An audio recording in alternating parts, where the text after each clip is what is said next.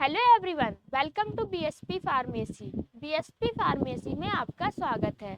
तो आज की वीडियो में हम लोग जानने वाले हैं सार्स डिजीज के बारे में कि सार्स डिजीज क्या होती है, किस कारण से होती है, अगर किसी को हो गई है तो उसमें क्या क्या लक्षण देखने को मिलेंगे, ट्रीटमेंट कैसे करना है, वीडियो में कंप्लीट बात करेंगे। तो वीडियो को लास्ट तक जरूर देखना। वीडियो में कोई भी इम्प्रूवमेंट करने को होता है, आपका डाउट होता है, तब आप कमेंट सेक्शन में कमेंट करके बता सकते हैं। और ये जो आपकी सार्स डिजीज वाली पीडीएफ है वो हम अपने व्हाट्सएप ग्रुप पे अपलोड कर देंगे, आप वहां से जाके डाउनलोड कर सकते हैं। व्हाट्सएप ग्रुप की लिंक आपको डिस्क्रिप्शन बॉक्स में मिल जाएगी, तो जल्दी से जाइए और व्हाट्सएप ग्रुप को ज्वाइन कीजिए। तो सबसे पहले हम लोग सार्स की फुल फॉर्म जान लेते हैं कि आपके यहाँ पे सार्स की फुल फॉर्म क्या है। सार्स की फुल फॉर्म होती है सीवियर, ठीक है, एक्यूट रिस्पायरेटरी सिंड्रोम। ठीक है, सार्स की फुल फॉर्म क्या होती है? Severe acute respiratory syndrome. ये क्या होता है? इसमें आपके जो सार्स में क्या होता है, एक ये वायरल इन्फेक्शन होता है जो कि हमारे रिस्पायरेटरी सिस्टम को क्या करता है, प्रभावित करता है। ठीक है, किस कारण से होता है अभी हम लोग जानेंगे। तो सबसे पहले आपकी सार्स की फुल फॉर्म क्या है? Severe acute respiratory syndrome. क्या फुल फॉर्म है? Severe acute respiratory syndrome. ये क्या होता है? ये आपका एक वायरल इन्फेक्शन होता है जो कि आपके रिस्पायरेटरी सिस्टम को क्या करता है, प्रभावित करता है। ठीक है, इसकी डिफिनेशन क्या है? SARS is a highly infectious viral disease of the respiratory system caused by the SARS associated coronavirus SARS-CoV. It spread mainly through respiratory droplet when an infected person cough or sneeze. SARS is characterized by sudden onset of high fever, dry cough, body pain and progressive breathing difficulty which may lead to pneumonia or respiratory failure in severe cases. जो आपका SARS है इसकी full form क्या है? Severe acute respiratory syndrome. ठीक है, ये क्या होता है? ये आपका एक वायरल इन्फेक्शन होता है। सार्स को हम लोग हिंदी में कहते हैं गंभीर तीव्र श्वसन सिंड्रोम। क्या कहते हैं? गंभीर तीव्र श्वसन सिंड्रोम। ये आपका एक वायरल इन्फेक्शन होता है जो कि आपके श्वसन तंत्र कह सकते हैं या फिर रिस्पायरेटरी सिस्टम को क्या करता है, प्रभावित करता है। अब जो आपका सार्स इन्फेक्शन है वो किस कारण से होता है? ये आपका सार्स कोरोना वायरस के कारण होता है। किसके कारण होता है? सार्स कोरोना वायरस के कारण होता है, जो मुख्य रूप से क्या करता है, व्यक्ति को संक्रमित कर देता है। और क्या क्या लक्षण देखने को मिलते हैं? बहुत ही ज्यादा खांसी, बहुत ही ज्यादा छींक। ठीक है, अब कोई खांस रहा है और छींक रहा है तो उससे जो आपकी बूंदें निकलेंगी उसके माध्यम से क्या होगा, ये फैल जाता है। ठीक है, जो आपका सार्स होता है वो फैल जाता है। और सार्स के लक्षण क्या क्या देखने को मिलेंगे? बहुत ही तेज बुखार आएगा, सूखी खांसी आएगा, शरीर में दर्द होगी और धीरे धीरे आपकी क्या है, बढ़ती सांस लेने में कठिनाई हो जाएगी, जो गंभीर मामलों में निमोनिया या फिर श्वसन विफलता तक पहुंच सकती है। ठीक है, तो सार्स क्या है सबको समझ में आ गया होगा। सार्स की फुल फॉर्म में आपकी सीवियर एक्यूट रिस्पायरेटरी सिंड्रोम, जो कि आपका एक वायरल इन्फेक्शन होता है। ये किसको प्रभावित करता है? ये आपके रिस्पायरेटरी सिस्टम को प्रभावित करता है। ये किस कारण से होता है? तो ये आपका सार्स कोरोना वायरस के कारण होता है।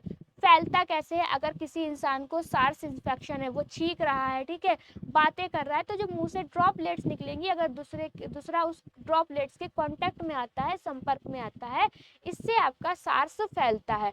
अब लक्षण क्या क्या देखने को मिलेंगे? जैसे कि बहुत ज़्यादा बुखार है, पूरे शरीर में दर्द होगा, सूखी खांसी आएगी, ये सारे के सारे आपको लक्षण देखने को मिलेंगे। तो इतना सब आपको क्लियर हो गया। इसके बाद हम लोग बात करने वाले हैं इटियोपैथोजेनेसिस की। अब ये इटियोपैथोजेनेसिस क्या होता है? इटियोपैथोजेनेसिस का मतलब होता है अगर हमको कोई डिजीज हुई है वो किस कारण से हुई है, हमारी बॉडी में क्या क्या चेंजेस हुए हैं जिसके कारण हमको डिजीज हुई और वो बॉडी में कैसे आगे बढ़ी, ये हम लोग पढ़ते हैं इटियोपैथोजेनेसिस के अंदर। इटियोपैथोजेनेसिस को भी दो पार्ट में डिवाइड कर लेते हैं। दो पार्ट कौन कौन से हैं? पहला इटियोलॉजी, दूसरा है आपका पैथोजेनेसिस। इटियोलॉजी में क्या पढ़ते हैं और पैथोजेनेसिस में क्या पढ़ते हैं? इटियोलॉजी में जैसे कि हमको कोई डिजीज हुई है वो किस कारण से हुई है। ठीक है, इटियोलॉजी में हम लोग क्या पढ़ते हैं, कोई भी हमको डिजीज हुई है, सार्स इन्फेक्शन हुआ है, तो वो किस कारण से हुआ है। और पैथोजेनेसिस में हम लोग पढ़ते हैं हमारी बॉडी के अंदर क्या क्या चेंजेस हुए हैं जिसके कारण हमको इन्फेक्शन हुआ और बॉडी में कैसे आगे बढ़ा। तो सबसे पहले हम लोग बात करेंगे इटियोलॉजी की कि कि जो आपकी सार्स इन्फेक्शन है या फिर सार्स डिजीज है, सिंड्रोम है, जो भी है, वो हमारी बॉडी में उसके कारण क्या है, मतलब कि कोई भी डिजीज हुई है उसके कारण की बात करेंगे हम लोग इटियोलॉजी में। तो सबसे पहले हम लोग सार्स डिजीज की, सार्स इन्फेक्शन की इटियोलॉजी की बात करेंगे। तो आपका क्या होता है, SARS is caused by novel corona virus known as SARS CoV severe acute respiratory syndrome associated corona virus. जो आपका सार्स होता है उसका सबसे मुख्य कारण क्या है, सार्स का कारण एक नया कोरोना वायरस है, ठीक है, जिसे सार्स सीओवी गंभीर तीव्र श्वसन सिंड्रोम संबंधी कोरोना वायरस कहा जाता है। सार्स का जो सबसे मुख्य कारण, सबसे मेन कारण है वो क्या है, कोरोना वायरस है। कौन सा कोरोना वायरस, सार्स सीओवी, ठीक है, गंभीर तीव्र श्वसन सिंड्रोम संबंधी कोरोना वायरस भी इसको कहा जाता है। दूसरा कारण क्या है, it belongs to the coronaviridae family of virus. दूसरा कारण है आपका, यह वायरस कोरोना विरडाई परिवार से संबंधित है। किस परिवार से संबंधित है, कोरोना विरडाई परिवार से संबंधित है। The virus is an enveloped single stranded RNA virus.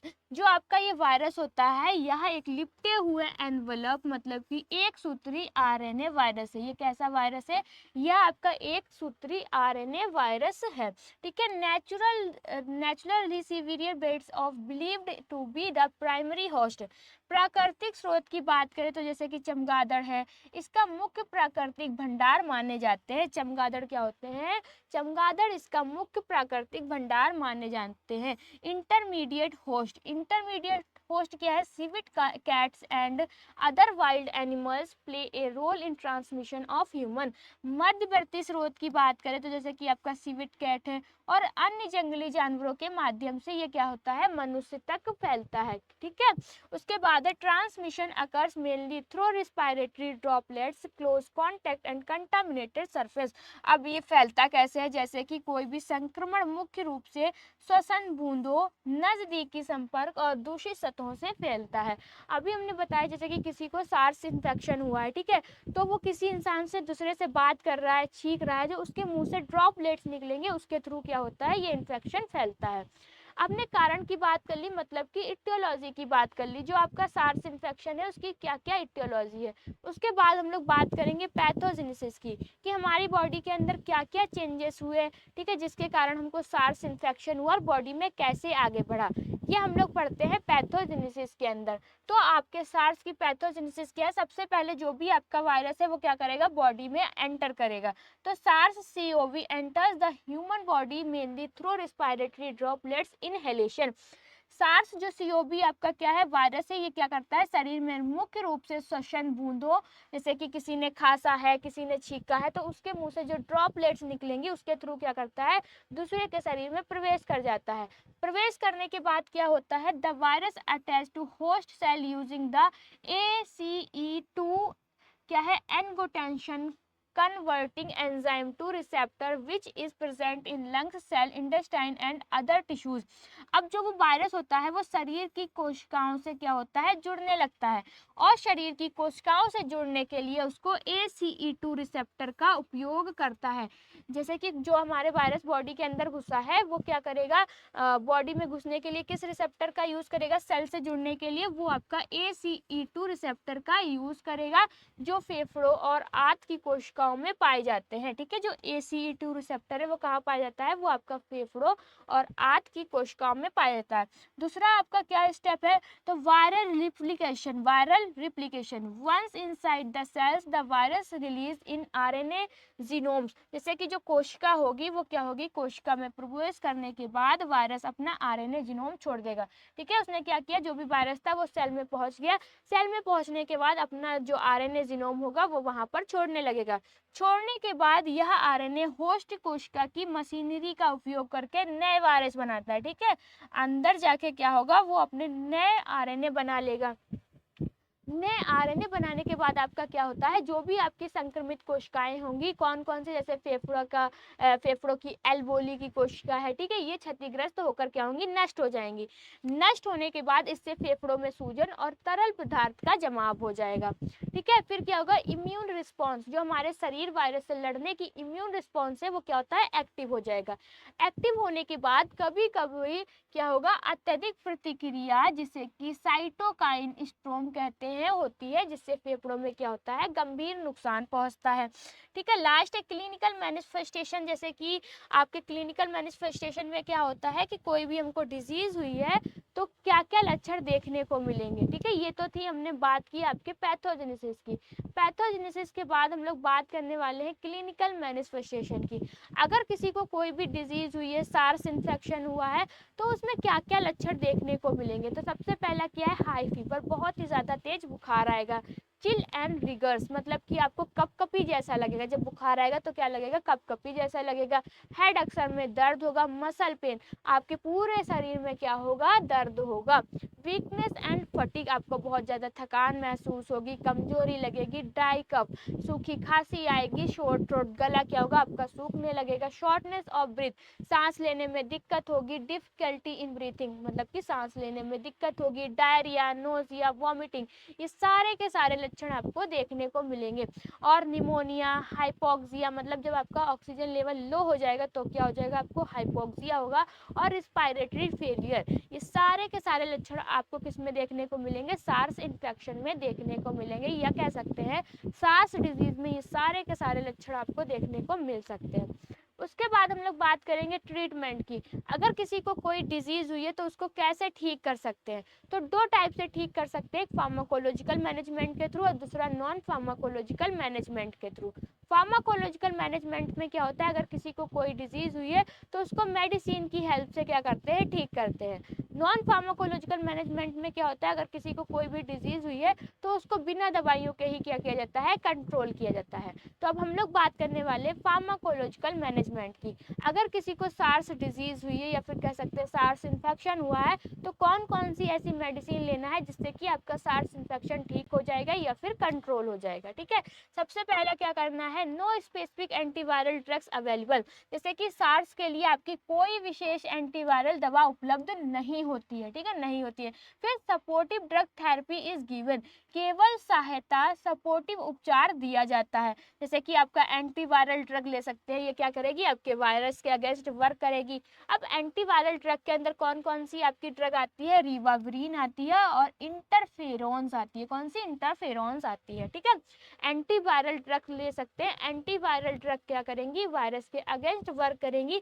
Antiviral drug के अंदर कौन सी आपकी ड्रग आती है, रिवावरीन आती है और इंटरफेरॉन आती है, ठीक है।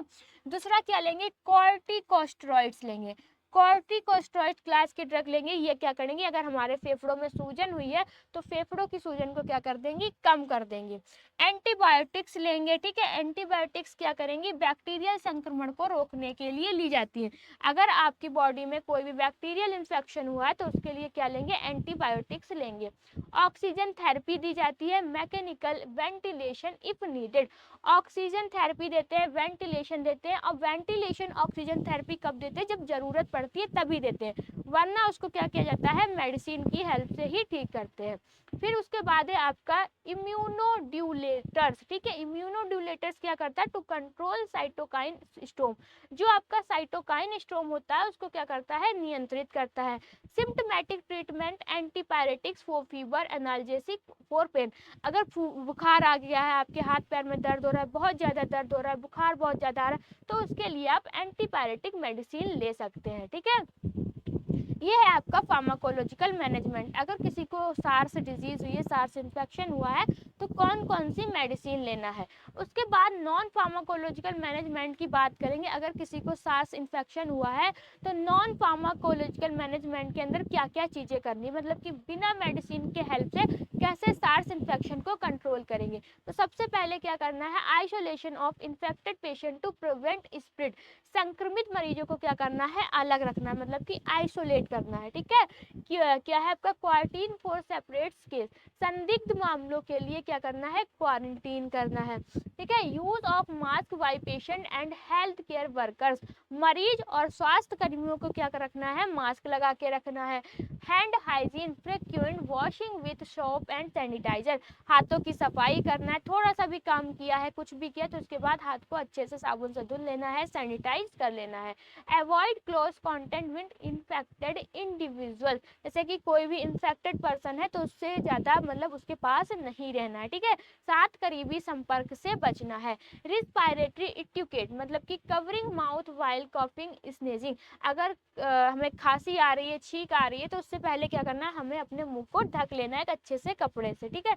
सपोर्टिव केयर एट होम और हॉस्पिटल, रेस्ट, हाइड्रेशन, न्यूट्रिशन, घर या अस्पताल में सहायक देखभाल होने चाहिए, जैसे कि आराम करना है, पानी की पर्याप्त मात्रा है, ठीक है। ये सारे के सारे आपको काम करना है नॉन फार्माकोलॉजिकल मैनेजमेंट के अंदर।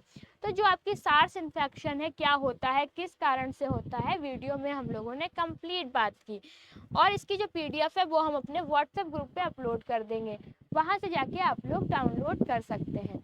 व्हाट्सएप ग्रुप की लिंक आपको डिस्क्रिप्शन बॉक्स में मिल जाएगी, तो जल्दी से जाइए और व्हाट्सएप ग्रुप को ज्वाइन कीजिए। अगर आपको वीडियो अच्छी लगी हो तो लाइक करें, कमेंट करें और हमारे चैनल को सब्सक्राइब करें। वीडियो को लास्ट तक देखने के लिए थैंक यू सो मच।